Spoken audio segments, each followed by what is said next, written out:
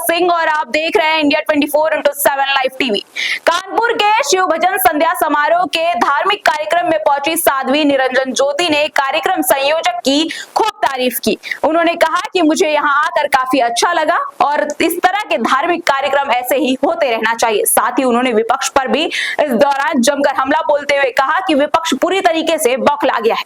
क्या कुछ बोली साध्वी निरंजन ज्योति, देखिए हमारे सहयोगी अरविंद सिंह के साथ ये खास बातचीत। हमारे साथ साध्वी निरंजन ज्योति इस वक्त मौजूद हैं और हम कानपुर में हैं। जानना चाहेंगे कि क्या आने का मकसद था और क्या इन्होंने यहाँ पाया, क्या देखा आपने कार्यक्रम में?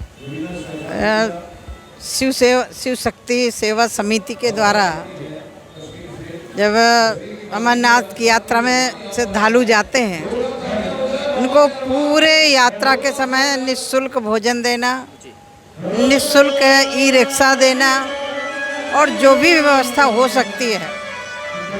ये कानपुर का सौभाग्य है कि इनकी सेवा से प्रभावित होकर के जिस तरह से सेवा की है, हमारे उपराज्यपाल आदरणीय मनोज सिन्हा जी ने इनको सम्मानित भी किया है और तारीफ भी की है। तो क्योंकि जब कोई सेवा भावना से काम करता है तो उसको तारीफ अपने आप मिलने लगती है। तो मैं आज इस कार्यक्रम में शामिल होकर के मैं स्वयं वहाँ तो नहीं थी इनके साथ में, लेकिन यहाँ उनको सम्मान करके मुझे अपने आप में एक आनंद की अनुभूति हुई है। बिल्कुल, ये कि धार्मिक कार्यक्रम था, लेकिन अगर आप आई हैं तो कहीं ना कहीं आप राजनीति से जुड़ी हैं। और मैं एक सवाल आपसे पूछना चाहूँगा कि विपक्ष हमेशा SIR को लेकर के लामबंद है, उसके बाद से वोट चोर गद्दी चोर जैसे नारे लगाए रहे हैं, क्या कहेंगे आप? देखिए, मुझे समझ में नहीं आ रहा, ना तो इनका EVM मशीन पर विश्वास है, ना जनता पर विश्वास है, ना निर्वाचन आयोग पर विश्वास है। मुझे बड़ा कष्ट होता है कि माननीय प्रधानमंत्री जी को मौत का सौदागर, जहर की पुड़िया, क्या किन किन शब्दों से नहीं नवाजा गया। और हद तब हो गई जब राहुल और तेजस्वी के मंच से जिसको राजनीति से लेना देना नहीं था, आज इस धरती पर नहीं है। उनकी माँ को भी गलत शब्दों से प्रयोग करके उनको अपमानित किया गया। एक तरह से विपक्ष बौखलाहट में, यदि वोट चोरी होती तो उत्तर प्रदेश में हम पूरी की पूरी 80 सीटें न जीत लेते। यदि वोट चोरी का करना होता तो हम जैसे लोग हार जाते। राहुल कैसे जीते? यदि वोट चोरी हो गई होती तो राहुल गांधी जीतते। इसका मतलब कि ये जो करते रहे उनको वही समझ में आ रहा है। मुझे लग रहा है कि इनको अपनी दादी का भी समय याद रखना चाहिए। जब उनको आयोग घोषित कर दिया निर्वाचन आयोग ने, तब इमरजेंसी लागू कर दिया। अरे हम प्रजातांत्रिक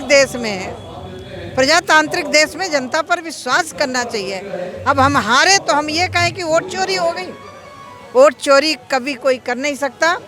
और जब भी किसी राज्य में चुनाव होते हैं, वोटर लिस्ट की पुनरीक्षण होता है, कौन गया, कौन जीवित है, कौन नहीं है, कौन नया वोटर तैयार हुआ है, और 1 महीने का पूरा समय दिया जाता है कि जिसका वोट नहीं बढ़ा है तो जाकर के अपना बढ़वा ले।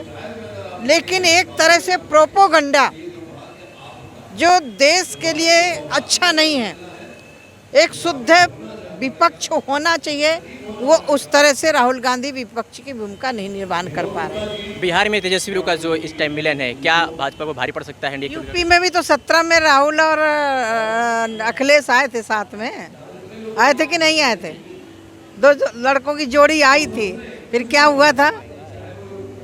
हम जीते, बिहार में भी हम जीतेंगे। हर खबर का सच हम ला रहे हैं वो खबरें जो आपको जाननी चाहिए, सच, सरोकार और सोच के साथ। जवाबदेही की पत्रकारिता अब होगी साफ और सटीक। राजनीति से लेकर पब्लिक की परेशानी तक हम उठाएंगे हर वो सवाल जो जरूरी है, क्योंकि अब खबरें होंगी असरदार।